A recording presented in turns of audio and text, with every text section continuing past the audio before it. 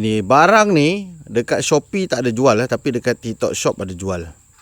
Tengok dia punya binaan dia punya sarung dia PVC lah, tapi PVC tebal Dia ada buat bluing sini macam kulit betul Ini jahit ni. Ada corak apa ni? Corak naga Kat bahagian hulu dia ada button dia Hulu kayu siap ada pin tu, pin bunga-bunga. Yang ni atas ni tali lah. Belakang ni tempat masuk tali pinggang. Paku-paku ribet dia. Cantik lah. Dia punya package ni memang lawa. Bila kita buka tengok dia ada guard dia ni. Guard dia besi tebal juga. Jadi kita buka, kita keluarkan. Tengok dia punya bilah dia. Bilah dia ni bukan macam pisau lah, lebih kepada bilah katana lah macam tu tak tahulah, untuk nak potong temikai pun macam tak sesuai, nak potong ayam pun tak sesuai. Hulu dia kayu, dia full tank Ini bilah dia bilah stainless steel. Okay, ketebalan dia ni saya tak ingat dah, 4mm rasanya, 4mm. Dia ada tulis tu Cina, ada lambang naga situ.